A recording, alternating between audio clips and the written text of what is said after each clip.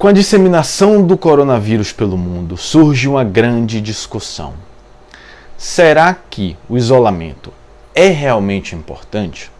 No vídeo de hoje a gente vai falar sobre isso, baseado em evidências científicas.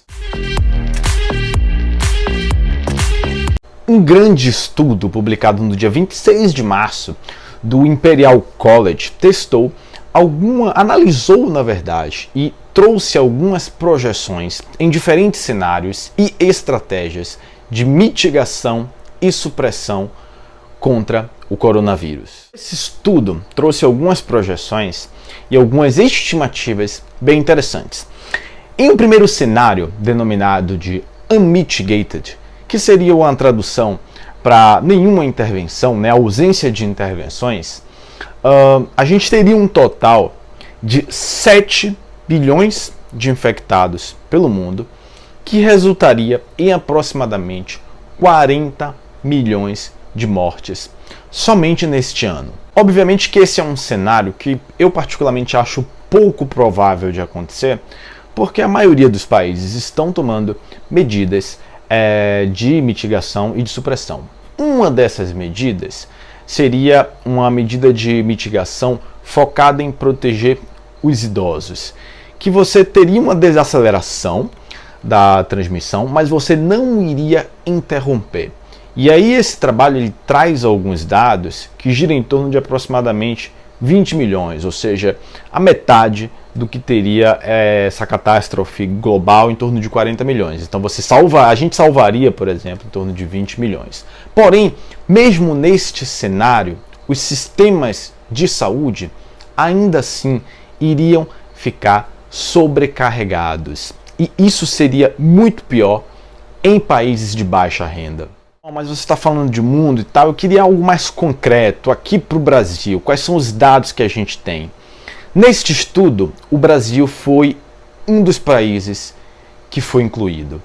E ele trouxe também algumas estimativas de alguns prováveis cenários frente a algumas estratégias de mitigação e supressão. E a gente já vai falar a respeito. Trazendo as estimativas desse estudo para o Brasil, em um cenário unmitigated, ou seja, sem nenhuma intervenção, a gente teria 89% da população brasileira sendo infectada. Para ser mais preciso, isso giraria em torno de 187 milhões de pessoas com coronavírus e teríamos mais ou menos cerca de um pouco mais de 1 milhão de mortes em todo o território nacional.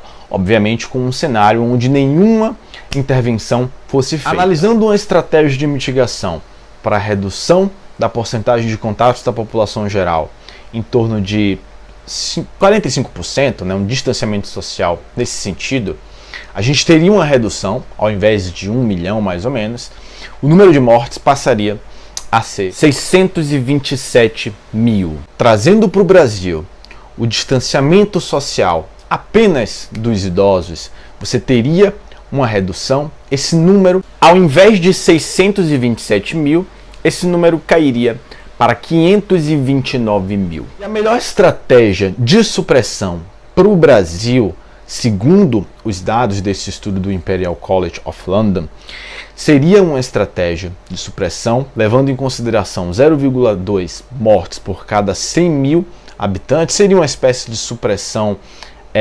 precoce, uma atitude mais rápida, e esse número cairia para um total de 44 mil mortes. Seria o melhor cenário possível, uma espécie de distanciamento social mais severo, mais rígido, que foi o que a China adotou. Por que a ideia de isolamento vertical não é uma boa ideia, pode ser muito perigosa?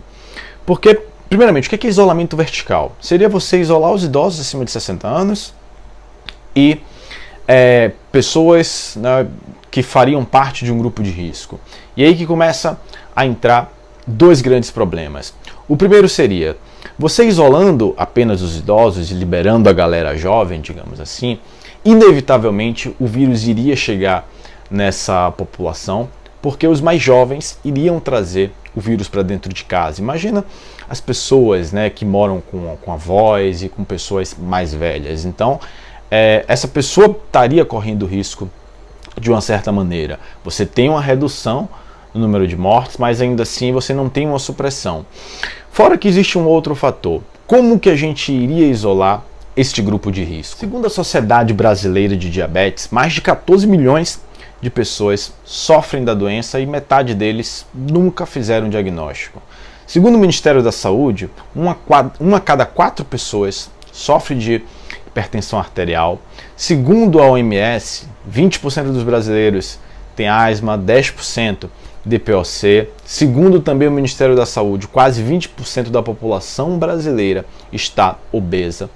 Resumindo, existem milhões de pessoas que estão em um grupo de risco. Como que a gente iria isolar todas essas pessoas? Muitas pessoas que defendem a ideia do isolamento vertical provavelmente vão argumentar citando a Coreia do Sul. Porém, a Coreia do Sul fez uma ação que foi muito eficaz. Realização de testes rápidos para a detecção e o diagnóstico da doença. Aqui, a situação é bem diferente. Com essa estratégia de detecção de testes, eles conseguiram até detectar os casos mais leves, porém, aqui é uma realidade completamente diferente. Então, o que a gente vem observando é que, na verdade, o caminho, né, a melhor estratégia, a gente não tem ainda 100% de certeza, os estudos ainda não sabem, mas o que eles vêm apontando é que o distanciamento social ele é importante e é uma medida eficaz para reduzir a disseminação do coronavírus. E para finalizar esse vídeo, eu quero deixar claro que esses dados que eu trouxe para vocês são baseados no estudo do Imperial College of London. Se você quiser, eu disponibilizo para você. Não é a minha opinião. E um dos grandes problemas hoje no Brasil é que as pessoas querem discutir ciência com opiniões pessoais. Então, opiniões não são válidas, porque a ciência ela é feita de fatos. Independente de você ser de esquerda ou de direita, isso não altera os dados científicos. Então, espero que vocês tenham curtido esse vídeo. Um grande abraço e até o próximo.